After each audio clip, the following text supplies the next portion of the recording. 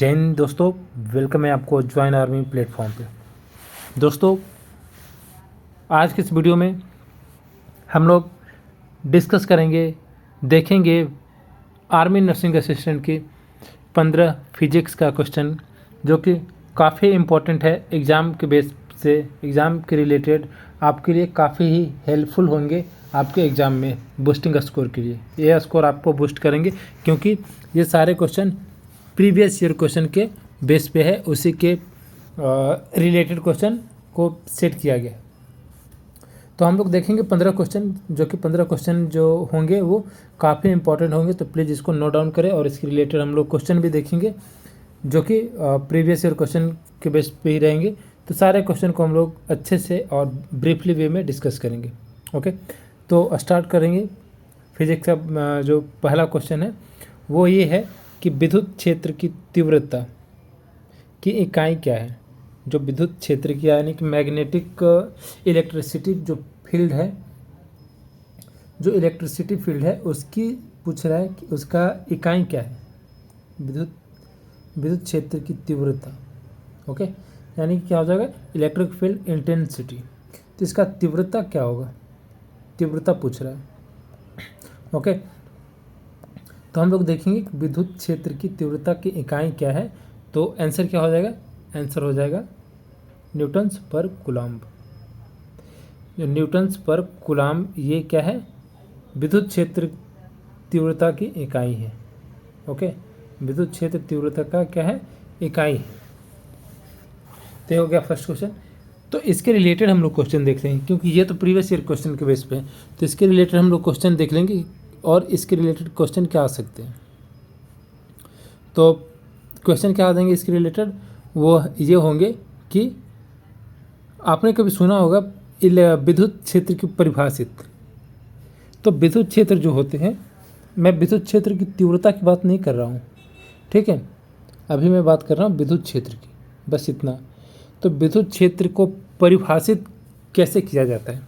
तो विद्युत क्षेत्र को परिभाषित क्वेश्चन आता है ऐसे कि विद्युत क्षेत्र को परिभाषित किया जाता है। कैसे किया जाता है, तो किया जाता है force per unit charge. Okay, यानी इसका हिंदी क्या होगा, प्रति इकाई आवेश बल। प्रति इकाई आवेश बल, ठीक है, आवेश बल, ठीक है, ये हो जाएंगे आंसर। और सेकंड क्वेश्चन क्या हो जाएगा इसके रिलेटेड कि विद्युत विभव का एसआई इकाई। विद्युत विभव, विद्युत से हम लोग देख रहे हैं तो विद्युत विभव का भी हम लोग देख लेंगे। तो विद्युत विभव की जो एसआई इकाई होता है वो क्या होता है, तो विद्युत विभव का एसआई इकाई होता है वोल्ट, ठीक है। क्या होता है, विद्युत विभव का एसआई इकाई क्या होता है, वोल्ट। ये हो जाएंगे आपका आंसर, ठीक है। और फर्स्ट हम लोगों ने क्वेश्चन देख लिया कि विद्युत क्षेत्र की तीव्रता क्या है, तो हो जाता है न्यूटन्स कूलम्ब। ये हो गया आंसर। तो हम लोग देख लिए 3 क्वेश्चन इसके रिलेटेड, यानी कि एक तो ये हो गया और 2 रिलेटेड क्वेश्चन ये देख लिए हैं, जो कि फर्स्ट आंसर ये है और सेकंड आंसर ये है, ठीक है। तो ऐसे हम लोग देखेंगे 15 क्वेश्चन के रिलेटेड, ऐसे ही 2 क्वेश्चन, जो कि हम लोग टोटल 45-50 क्वेश्चन को कवर करेंगे। ओके, फिर चलते हैं अगला क्वेश्चन की ओर। अगला क्वेश्चन क्या है कि यदि कोई वस्तु समान वेग से चलती है तो उसका त्वरण क्या होगा, ठीक है। अगर कोई वस्तु एक समान वेग से चल रहा है, उसके वेग में कोई परिवर्तन नहीं है, तो उसका त्वरण क्या होगा। त्वरण क्या होता है, एक्सीलरेशन, ठीक है। तो उसका त्वरण क्या होगा, तो आंसर क्या हो जाएगा, आंसर हो जाएगा आपका 0। क्यों, क्योंकि कोई भी वस्तु एक समान वेग से जब चलती है तो उसका एक्सीलरेशन 0 होता है, ठीक है, 0 होता है। ये आप याद रखना, और ये काफ़ी बार रिपीटेड होते रहते हैं क्वेश्चन। ओके, त्वरण से 1-2 क्वेश्चन पक्का रिपीटेड होते हैं, मतलब एक क्वेश्चन तो पक्का रिपीटेड होते रहते हैं, मतलब उम्मीद ज़्यादा होती है। तो ये तो हो गया कि यदि कोई वस्तु समान वेग से चलती है तो उसका त्वरण होगा 0, देख लिया। इसके रिलेटेड और क्या क्वेश्चन देखेंगे हम लोग, इसके रिलेटेड क्वेश्चन ये देखेंगे कि यदि वेग स्थिर है तो विस्थापन क्या होगा। यदि वेग क्या है, स्थिर है यानी कि कांस्टेंट है। यदि वेग जो है यानी कि चाल जो है वो कांस्टेंट है तो विस्थापन क्या होगा, तो विस्थापन होगा रैखिक रूप से बढ़ता हुआ, यानी कि इंक्रीजिंग लीनियरिटी होगा। ठीक है, वो क्या होगा, इंक्रीजिंग लीनियरिटी, यानी कि रैखिक रूप से बढ़ता हुआ होगा। ये हो जाएगा आपका आंसर। और दूसरा क्वेश्चन अगर देखें तो क्वेश्चन ये हो जाएंगे, त्वरण किसका परिवर्तन दर है। जो त्वरण है वो किसका परिवर्तन दर है, तो त्वरण जो है वो वेलोसिटी का परिवर्तन दर है। क्या है, वेलोसिटी का परिवर्तन दर है क्या, त्वरण। ओके, ये हो जाएंगे आपका आंसर। ठीक है, तो ये हो गए आपका फिर से 3 क्वेश्चन, जो कि फर्स्ट ये है, और 2 क्वेश्चन हम लोगों ने अभी अल्टरनेट किया। ऐसे ही हम लोग करते रहेंगे 15 क्वेश्चन तक अल्टरनेट क्वेश्चन को। ठीक है, फिर चलते हैं अगला क्वेश्चन। अगला क्वेश्चन क्या है, पृथ्वी से पलायन वेग निर्भर करता है। पृथ्वी से पलायन वेग निर्भर करता है, किस पर निर्भर करता है। आंसर क्या हो जाएगा इसका, आंसर हो जाएगा कि वो डिपेंड करता है किस पे, पृथ्वी के त्रिज्या पर, यानी कि radius of earth. Radius of earth पे डिपेंड करेगा क्या, पृथ्वी के पलायन वेग। ओके, तो ये हो जाएगा आंसर। इसके रिलेटेड भी तो क्वेश्चन देखना जरूरी है ना। तो इसके रिलेटेड क्वेश्चन ये आ जाएंगे कि पलायन वेग का सूत्र क्या है। तो पलायन वेग का सूत्र है वह है आपका √2gm/r। ठीक है, ये हो जाएंगे आपका आंसर। यानी कि एक क्या है, ये पलायन वेग का फॉर्मूला है। किसका है, पलायन वेग का, पृथ्वी से पलायन वेग का। तो पलायन वेग को हिंदी में तो पलायन वेग बोलते हैं, पलायन वेग को इंग्लिश में क्या बोलते हैं, तो वो बोलते हैं एस्केप वेलोसिटी। और पृथ्वी से एस्केप वेलोसिटी क्या है, तो यह है 11.2 किलोमीटर पर सेकेंड। तो अगर इस वेग से आप किसी चीज़ को ऊपर की ओर फेंक रहे हो तो ये क्या हो जाएगा, पलायन वेग, यानी कि एस्केप वेलोसिटी। तो एस्केप वेलोसिटी क्या है, पलायन वेग क्या है, पलायन वेग ये चीज़ें है जो जब भी किसी चीज़ को एस्केप वेलोसिटी यानी कि 11.2 किलोमीटर पर सेकेंड के स्पीड से किसी भी वस्तु को ऊपर फेंक रहे हैं तो क्या होगा, वो ग्रेविटेशनल एरिया को छोड़कर ऊपर चला जाएगा। यानी समझ रहे हो ना कि ग्रेविटेशनल एरिया को छोड़ देगा, यानी कि ग्रेविटेशनल एरिया का ऊपर चला जाएगा, तो वो चीज़ें कभी भी नीचे नहीं आएंगी। ओके, तो ये होता है पलायन वेग। तो जो रॉकेट ये सब जो रॉकेट लॉन्चर ये सब जो होते हैं ना, तो इसी एस्केप वेलोसिटी से ही जाते हैं। ठीक है, एस्केप वेलोसिटी से जाते हैं ताकि ऊपर उसको ग्रेविटेशनल एरिया को छोड़ना है इसलिए। ठीक है, समझ रहे होंगे आप। ठीक है, तो ये हो गया। फिर इसके रिलेटेड एक क्वेश्चन और देख लेंगे कि चंद्रमा पर जी का मान क्या होता है। चंद्रमा पर जी का मान क्या होता है, तो होता है पृथ्वी का 1/6। पृथ्वी का 1/6, यानी कि ये चंद्रमा पर है तो ये पृथ्वी पर है, यानी कि पृथ्वी पर जी का मान ज़्यादा होता है और चंद्रमा पर 1 होता है, यानी कि पृथ्वी पर 6 होता है तो चंद्रमा पर 1 होता है। तो ये है आंसर। ठीक है, तो ये क्वेश्चन काफ़ी बार रिपीटेड हुए हैं आर्मी के एग्ज़ाम में, आर्मी के नर्सिंग असिस्टेंट के एग्ज़ाम में, तो आप ये चीज़ें याद रखना। ठीक है, 1/6। ठीक है,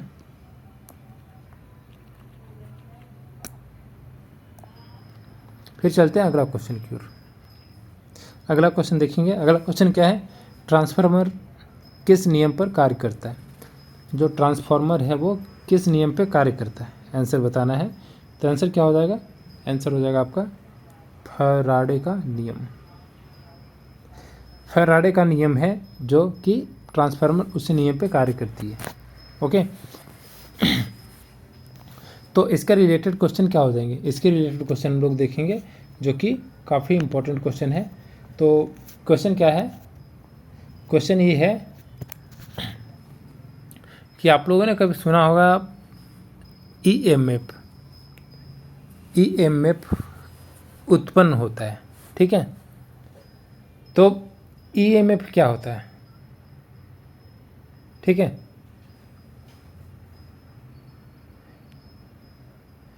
आप लोगों ने कभी ये देखा है कभी ये आपने सुना होगा कि जो ट्रांसफार्मर जो है वो क्या करता है। तो सॉरी, पहले हम लोग ईएमएफ के बारे में जानेंगे कि ईएमएफ क्या है। तो ईएमएफ को बोलते हैं इलेक्ट्रोमोटिव फोर्स।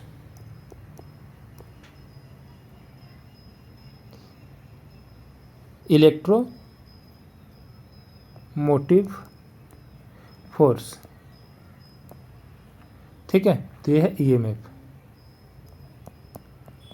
ईएमएफ तो ईएमएफ जो है,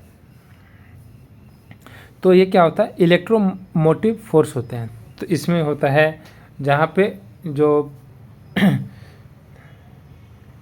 हाँ, तो हम लोग बात कर रहे थे इलेक्ट्रोमोटिव फोर्स, ठीक है। तो क्वेश्चन ये था हमारा इसके रिलेटेड क्वेश्चन कि जो ईएमएफ की इकाई क्या है, यानी कि इलेक्ट्रोमोटिव फोर्स की इकाई क्या है। तो वो होता है वोल्ट, जो कि ये क्वेश्चन का रिलेटेड है, चौथे नंबर क्वेश्चन का रिलेटेड है कि इलेक्ट्रोमोटिव फोर्स का इकाई क्या है। तो हो जाएंगे आपका आंसर वोल्ट, ठीक है। ये हो गया। और इसी के रिलेटेड एक और क्वेश्चन देखेंगे। तो ये क्वेश्चन अगला क्या हो जाएगा, अगला क्वेश्चन हो जाएगा ये कि ईएमएफ उत्पन्न होता है, कैसे होता है उत्पन्न। तो वो होता है चुंबकीय क्षेत्र में परिवर्तन से। जब भी चेंजेज इन मैग्नेटिक फील्ड होगा, तो यानी कि चुंबकीय क्षेत्र में परिवर्तन होगा, तो क्या होगा, ईएमएफ यानी कि इलेक्ट्रोमोटिव फोर्स उत्पन्न होगा। ये हो जाएगा आपका आंसर। तो क्वेश्चन ऐसे आएंगे कि ईएमएफ उत्पन्न होता है, क्या उत्पन्न होता है, तो चुंबकीय क्षेत्र में परिवर्तन उत्पन्न होता है। ये हो जाएंगे आपका आंसर। और फिर चल देते हैं, अगला क्वेश्चन देखेंगे। अगला क्वेश्चन क्या है कि किस रंग के लिए अपवर्तनांक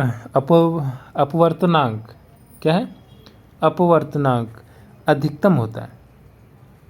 तो किस कलर के लिए अपवर्तनांक अधिकतम होता है। तो आंसर क्या होगा, आंसर हो जाएगा आपका बैगनी, यानी कि वायलेट।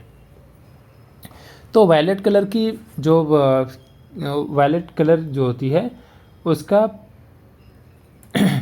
अपवर्तनांक अधिक होता है। तो इसमें होता क्या है, आपने कभी इंद्रधनुष देखा होगा, ठीक है। इंद्रधनुष क्या होता है, इंद्रधनुष में होता है वायलेट कलर जो होता है सबसे नीचे होता है। वायलेट होता है, फिर इंडिगो होता है, फिर ब्लू होता है, ठीक है। फिर ब्लू होता है, उसके बाद ग्रीन होता है, फिर उसके बाद येलो होता है, फिर उसके बाद ऑरेंज होता है, फिर उसके बाद रेड होता है, ठीक है। तो ऐसा होता है। तो जो बैगनी होता है, जो वायलेट होता है कलर, उसका अपवर्तनांक अधिक होता है, इसलिए क्योंकि सॉरी, बैगनी का जो कलर है उसका अपवर्तनांक सबसे अधिकतम होता है, ठीक है। क्यों होता है, क्योंकि वो जो ये जो इंद्रधनुष जो होती है, रेनबो होती है, उसमें उसका जो कलर है वो सबसे नीचे होती है। तो अगर हम लोग देखें कि किस कलर का अपवर्तनांक सबसे कम होता है, तो वो हो जाएगा क्या, रेड कलर, क्योंकि ये इंद्रधनुष में सबसे ऊपर होते हैं। तो इसका जो अपवर्तनांक होंगे वो सबसे कम होंगे, ठीक है, लेस होंगे। और बैगनी का जो है यानी कि वायलेट का सबसे ज़्यादा है, मैक्स, ठीक है, मैक्स में। तो ये होता है। तो इसके रिलेटेड हम लोग क्वेश्चन देखेंगे। इसके रिलेटेड क्वेश्चन क्या आ जाएंगे कि अपवर्तनांक किसका अनुपात है। जो अपवर्तनांक जो है वो किसका अनुपात है, तो वह निर्वात व माध्यम में गति का, यानी कि speed in vacuum and medium का, ये क्या है, अपवर्तनांक, ये अनुपात है अपवर्तनांक का, ठीक है। तो आप याद रखना इसको। सेकंड क्वेश्चन क्या है, सेकंड क्वेश्चन ये हो जाएंगे कि किस तरंग की तरंग दैर्घ्य सबसे कम होती है। किस कलर की तरंग दैर्घ्य सबसे कम होती है, तो वो होती है बैगनी का है, जैसे मैंने अभी बताया। क्या है, सबसे कम जो तरंग दैर्घ्य होती है वो बैगनी की होती है, यानी कि वायलेट का होता है। इसीलिए कभी आपने ये देखा होगा कि क्वेश्चन देखा होगा कि उगते हुए सूर्य एवं डूबते हुए सूर्य की कलर रेड क्यों होती है? तो रेड क्यों होती है? क्योंकि उसका तरंगदैर्घ्य जो होता है, रेड कलर का जो तरंगदैर्घ्य होता है सबसे हाई होता है, इसीलिए डूबते हुए सूरज और उगते हुए सूरज का कलर रेड होता है। ओके, और इंद्रधनुष में इसीलिए उसका कलर सबसे टॉप में होती है, यानी सबसे ऊपर में होती है ये वाली कलर। ठीक है, ये हो जाएंगे। तो इतना ही था इसके रिलेटेड क्वेश्चन। फिर देखेंगे हम लोग अगला क्वेश्चन। अगला क्वेश्चन क्या है? आवेश को स्थानांतरित करने में किया गया कार्य निर्भर करता है, किस पर निर्भर करता है? यानी कि work done in moving a charge depend on which which on option. तो हम लोग देखेंगे इसका आंसर क्या होगा। ठीक है, तो क्वेश्चन क्या था कि आवेश को स्थानांतरित करने में किया गया कार्य निर्भर करता है, किस पर निर्भर करेगा? तो आंसर हो जाएगा आपका विभवांतर पे, यानी कि पोटेंशियल डिफरेंस। ये हो जाएगा आपका आंसर। तो इसी के रिलेटेड हम लोगों ने क्वेश्चन देखे हैं। एक विभवांतर होता है, क्या होता है? तो विभवांतर होता है प्रति आवेश कार्य, यानी कि वर्क पर चार्ज, वर्क पर चार्ज, ये क्या हो जाएगा? विभवांतर। यानी कि प्रति आवेश बल जो होते हैं, प्रति आवेश जो कार्य होते हैं वो है विभवांतर। और इसी के रिलेटेड एक छोटा सा क्वेश्चन था कि कार्य बराबर क्या होता है? तो कार्य बराबर होता है Q बाई V। ठीक है, तो ये हो जाएंगे कार्य बराबर। ओके, तो आई होप आप समझ रहे हो। ठीक है, तो ऐसे ही हम लोग देखते चलेंगे इसके रिलेटेड क्वेश्चन को, ताकि आप कहीं भी फंस ना पाओ। ओके, तो ये जो Q बाई V है, क्या है? Q by V। तो Q बाई V बराबर क्या होता है? तो Q बाई V जो होते हैं, Q बाई V बराबर क्या होता है? W। और W बराबर क्या होता है? W किसको डिनोट करते हैं? वर्क को। ओके, यानी कि जो Q में क्या होता है? Q में क्या होता है? Q बराबर चार्ज। ठीक है, और V बराबर क्या होता है? Potential difference. Potential difference. तो पोटेंशियल डिफरेंस बराबर क्या होता है? वो होता है विभवांतर। ठीक है, तो ये हो गया आपका आंसर। फिर चलेंगे अगले क्वेश्चन पे। अगला क्वेश्चन देखेंगे कि सरल लोलक का आवर्तकाल निर्भर करता है। जो सरल लोलक होता है, यानी कि जो पेंडुलम होता है, वो किस पर पेंडुलम यानी कि सरल लोलक का आवर्तकाल निर्भर करता है, किस पर निर्भर करता है? तो वो करेगा आपका लंबाई पे। ओके, ये हो जाएगा आपका आंसर। यानी कि जो सरल लोलक का आवर्तकाल निर्भर करता है वो करता है लंबाई पे। ओके, और इसी के रिलेटेड अगर क्वेश्चन देखें तो क्वेश्चन ये आ जाएंगे कि जो आवर्तकाल है, आवर्तकाल का सूत्र क्या होता है? तो आवर्तकाल का सूत्र होता है 2 पाई। ठीक है, 2 पाई अंडर रूट अंडर। ठीक है,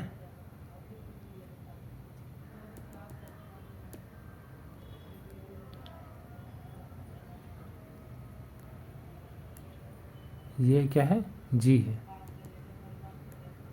ऐसे हाँ। तो क्या है? 2 pi root under I by G. ठीक है, तो ये हो गया आपका क्या है? ये आवर्तकाल का सूत्र है। ओके, और इसके रिलेटेड अगर एक और क्वेश्चन देखें तो क्वेश्चन याद आएगा, आवर्तकाल जो होता है, ये जो आवर्तकाल है किस पर निर्भर नहीं करता है? ये तो क्वेश्चन था कि सरल लोलक का आवर्तकाल निर्भर करता है किस पे? तो लंबाई पे। तो क्वेश्चन एक और आ गया कि आवर्तकाल निर्भर नहीं करता है, किस पर निर्भर नहीं करता है? तो नहीं करता है, वो है द्रव्यमान पर। द्रव्यमान पर निर्भर नहीं करता है। यह हो जाएंगे आपका आंसर। ओके, फिर देखेंगे अगला क्वेश्चन। अगला क्वेश्चन क्या है, श्रृंखला परिपथ में धारा होती है, यानी कि श्रृंखला परिपथ में धारा होती है, कैसी होती है? तो आंसर क्या हो जाएगा, वो होती है समान होती है, यानी कि सेम होती है। ठीक है, सेम होती है। ये वाला सेम नहीं है, ये वाला सेम नहीं, ये वाला सेम क्या होता है, ये वाला सेम होता है शर्म, शेम ऑन यू, तुम्हें तेरे पे शर्म है। ठीक है, तो क्या होता है, समान होता है, यानी कि सेम होता है, यानी कि श्रृंखला परिपथ में धारा होती है समान होती है, यानी कि समान यानी कि सेम होती है। ओके, और इसी के रिलेटेड क्वेश्चन देख लेंगे जो कि बेस्ट क्वेश्चन होंगे। तो क्वेश्चन ये आ जाएंगे कि समानांतर, ठीक है, जो समानांतर होते हैं यानी कि पैरेलल, ठीक है, जो पैरेलल जो यानी कि समानांतर परिपथ में वोल्टेज होता है, कैसी होता है, तो वो होता है समान। ठीक है, यानी कि समांतर परिपथ में वोल्टेज होता है कैसा, समान। ठीक है, ये भी समान होंगे। और इसके रिलेटेड एक और क्वेश्चन है कि धारा की इकाई क्या होता है। हम लोग देख रहे हैं धारा का, ये तो क्वेश्चन था कि परिपथ में धारा कैसी होती है, तो हम लोग अभी देख रहे हैं सिर्फ धारा का, कि धारा की इकाई क्या क्या है। तो धारा की इकाई एम्पियर है। क्या है, धारा की इकाई एम्पियर है। ओके, ये हो जाएंगे आपका आंसर। ओके, फिर चलते हैं अगला क्वेश्चन। अगला क्वेश्चन क्या है, किस कण पर कोई आवेश नहीं होता है। तो मैंने काफ़ी बार बताया हूँ इसके बारे में कि किस कण पे, ये एक्चुअली केमिस्ट्री का क्वेश्चन है, लेकिन फिजिक्स में इन्वॉल्व किया हूँ क्योंकि काफ़ी बार ये क्वेश्चन को पूछे जाते हैं, तो मुझे लगा शायद इसको ऐड कर देता हूँ, कोई फ़र्क पड़ने वाला नहीं है। तो क्वेश्चन ये है, और ये एक्चुअली फिजिक्स में भी देखने को मिलता है, ये नहीं कि केमिस्ट्री में ही, ये फिजिक्स में भी देखने को मिलता है, ताकि आपको फिजिक्स और केमिस्ट्री दोनों का क्लियर हो जाएगा ये क्वेश्चन का। तो क्वेश्चन क्या है कि किस कण पर कोई आवेश नहीं होता। तो हम लोग देखेंगे कि किस कण पे, यानी कि विच पार्टिकल्स हैज नो चार्ज। तो आंसर क्या हो जाएगा, आंसर हो जाएगा आपका न्यूट्रॉन। ठीक है, क्या हो जाएगा आंसर, न्यूट्रॉन। न्यूट्रॉन पे कोई भी चार्ज नहीं होता है। ओके, तो ये आपको पता होना चाहिए कि न्यूट्रॉन पे कोई भी चार्ज नहीं होता है। लेकिन इलेक्ट्रॉन पे कौन सी चार्ज होता है, इलेक्ट्रॉन पे निगेटिव चार्ज होता है। ठीक है, प्रोटॉन पे पॉजिटिव चार्ज होता है। लेकिन न्यूट्रॉन पे क्या होता है, न्यूट्रल होता है, यानी कि कोई भी चार्ज नहीं होता है। ये क्या होता है, न्यूट्रल होता है। ठीक है, न्यूट्रल होता है। तो ये आपका हो जाएंगे आंसर। आप किसी भी क्वेश्चन का रिलेटेड अगर पूछेगा, अब हो सकता है कि इलेक्ट्रॉन पर कौन सी चार्ज होता है तो ये बता सकते हो, प्रोटॉन पे कौन सी चार्ज होता है तो ये बता सकते हो, न्यूट्रॉन पे कौन सी चार्ज होता है, ये चीज़ें आप बता सकते हो। ठीक है, तो ये हो गया आपके लिए सही। अब हम लोग देखेंगे इसके रिलेटेड एक और क्वेश्चन। तो क्वेश्चन क्या हो जाएगा कि, हाँ, क्वेश्चन ये आ गया कि इलेक्ट्रॉन का आवेश होता है। एक क्वेश्चन पूछा गया है कि इलेक्ट्रॉन का आवेश होता है तो कैसा होता है, तो आप बता सकते हो कि इलेक्ट्रॉन का आवेश निगेटिव होता है। ठीक है, ये हो जाएगा आपका आंसर। फिर क्वेश्चन एक और आए हैं कि प्रोटॉन कहाँ पाए जाते हैं। तो आपको मैंने पहले भी बताया था कि जो प्रोटॉन होते हैं वो नाभिक में, यानी कि न्यूक्लियस में पाए जाते हैं। ठीक है, कौन न्यूक्लियस में पाया जाता है, वह है प्रोटॉन। ठीक है, ये है आंसर। फिर चलेंगे अगला क्वेश्चन देखते हैं। अगला क्वेश्चन क्या है, ओम का नियम कहता है भी प्रोपोर्शनल टू आई, जब क्या, यानी कि जब आपका ताप स्थिर हो, जब भी ताप स्थिर है तो भी प्रोपोर्शनल टू आई। ठीक है, तो यहाँ जो ओम का नियम कहता है कि ओम का नियम कहता है भी प्रोपोर्शनल टू आई, जब ताप स्थिर होता है। तो इसमें V एंड I को क्या चीज़ से डिनोट करते हैं? ओके, तो आंसर क्या हो जाएगा? जैसे V है और ये क्या है? I है, ठीक है। तो V और I ये जो है ये डिनोट कैसे किया जाता है, क्या डिनोट करता है ये चीज़ें? V और I मैं बता देता हूँ आपको क्लियर। जो V प्रोपोर्शनल टू I है वो क्या डिनोट करता है? हाँ, वो क्या डिनोट करता है? वो डिनोट करता है कि V proportional to I equal to क्या होगा? जब टेम्परेचर कांस्टेंट हो, ठीक है, जब टेम्परेचर क्या है? कांस्टेंट हो, यानी कि when temperature will be constant. Okay, तो फार्मूला क्या हो जाएगा? V बराबर IR, ठीक है। V बराबर क्या हो जाएगा? IR। तो इसमें सिंबल जो दिया है V और I, तो V बराबर इसमें क्या होगा? तो V बराबर हो जाएगा वोल्टेज, ठीक है, और I बराबर क्या हो जाएगा? I बराबर करंट। ये हो जाएगा आंसर। और हम लोग यहाँ पे लिखे हैं V बराबर IR, है ना, यहाँ पे V बराबर IR। तो V बराबर वोल्टेज हो गया, I बराबर करंट हो गया, तो R बराबर क्या होगा? तो यहाँ पे R कांस्टेंट है, ठीक है। क्या है? I जो सॉरी यहाँ पे जो R है वो क्या है? कांस्टेंट है। तो आपने समझ लिया होगा कौन, और सॉरी यहाँ R बराबर क्या होगा? R बराबर रेजिस्टेंस होगा,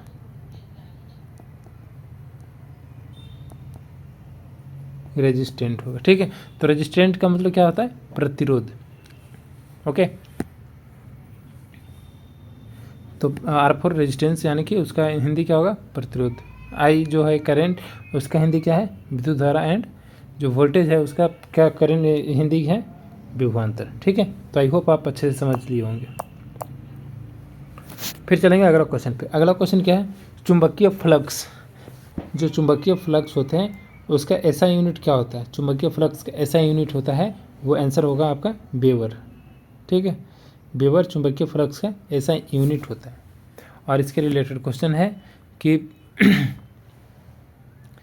ये जो चुंबकीय फ्लक्स जो होता है, ठीक है, चुंबकीय फ्लक्स जो होता है वो किस पर निर्भर करता है? तो चुंबकीय फ्लक्स निर्भर करता है क्षेत्रफल पर, क्षेत्रफल पर, क्षेत्र पे, ठीक है, क्षेत्र पे,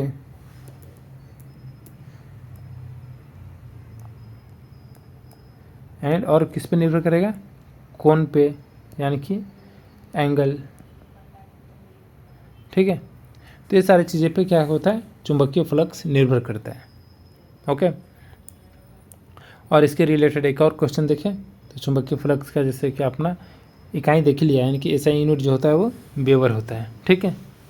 तो क्वेश्चन ये भी देख सकते हैं ना कि हेनरी एंड टेस्ला किसका एसआई यूनिट है, ठीक है। तो ये दोनों किसका यूनिट है? तो ये दोनों को आपको पता होना चाहिए कि जो हेनरी है, जो हेनरी है ये किसका यूनिट है? एसआई यूनिट है, वो है आपका इंडक्टेंस। इंडक्टेंस का मतलब क्या होता है? प्रेरकत्व, ठीक है। तो इसका ये हेनरी है। एंड टेस्ला किसका है? तो टेस्ला आपने देखा होगा, टेस्ला जो है वो मैग्नेटिक फील्ड का है, ठीक है।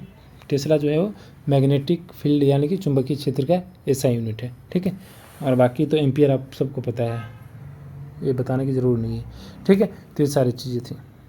फिर अगला देखते हैं क्वेश्चन। अगला क्या है कि गुरुत्व त्वरण, जो गुरुत्व त्वरण है जी किसके साथ घटता है? ओके, तो जो गुरुत्व त्वरण जी है वो किसके साथ घटता है? तो आंसर क्या हो जाएगा? आंसर हो जाएगा आपका कि ये दोनों, ए और बी, यानी कि गहराई और ऊंचाई। जब भी आप ज़मीन के नीचे भी जाओगे तो क्या होगा? जी का मान घटेगा, और जब भी आप ऊपर भी जाओगे तो वो जी का मान घटेगा। क्यों? क्योंकि मैंने अभी बताया था कि जो एस्केप वेलोसिटी क्या होता है, वो होता है 11.2 किलोमीटर पर सेकेंड, यानी कि 1 सेकेंड में 11.2 किलोमीटर फेंके तो वो क्या हो जाएगा, जी का जो ग्रेविटेशनल एरिया यानी कि जो गुरुत्वाकर्षण नहीं, लेकिन जो गुरुत्वाकर्षण जो एरिया होता है उस एरिया से बाहर चला जाएगा चीज़ें, तो वो फिर वापस कभी लौट कर नहीं आएगा। तो जो ऊपर जाएगा तो उसमें क्या हो जाएगा, जी का मान 0 हो जाता है।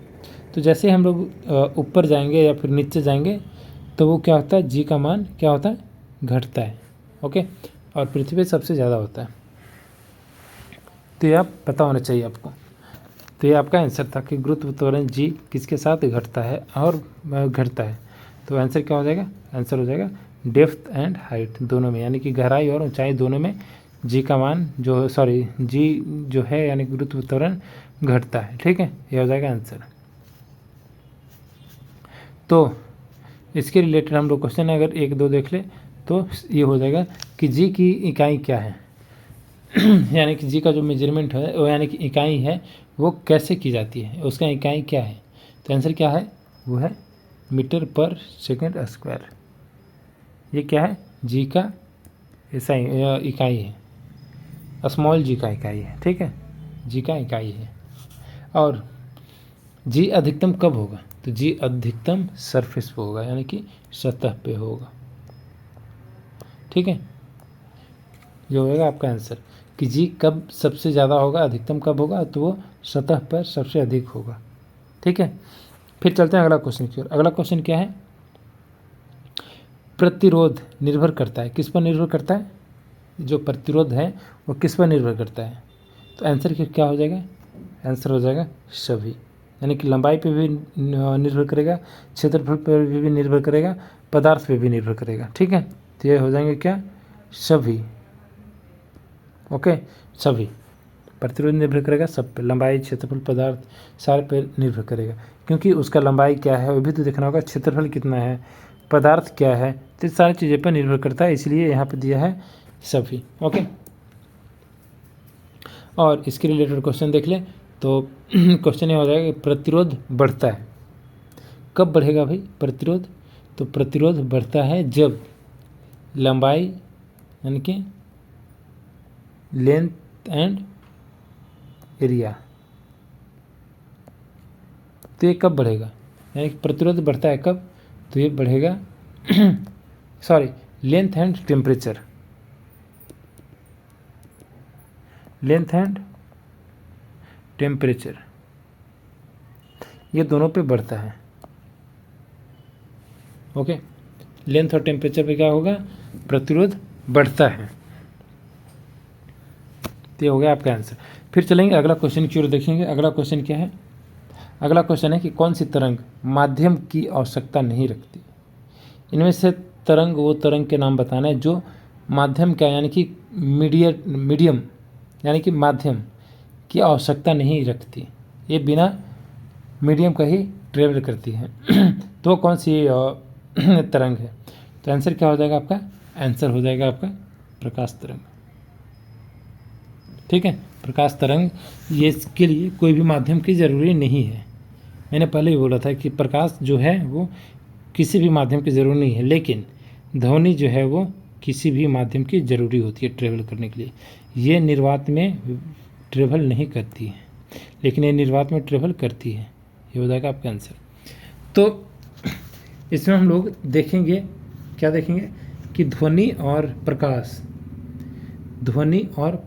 दोनों की चाल हम लोग देखेंगे। ठीक है तो ध्वनि और प्रकाश दोनों की चाल क्या होता है, तो हवा में यानी कि एट ए रूम टेम्परेचर पे क्या ध्वनि की चाल कितना होता है, 343 मीटर पर सेकेंड।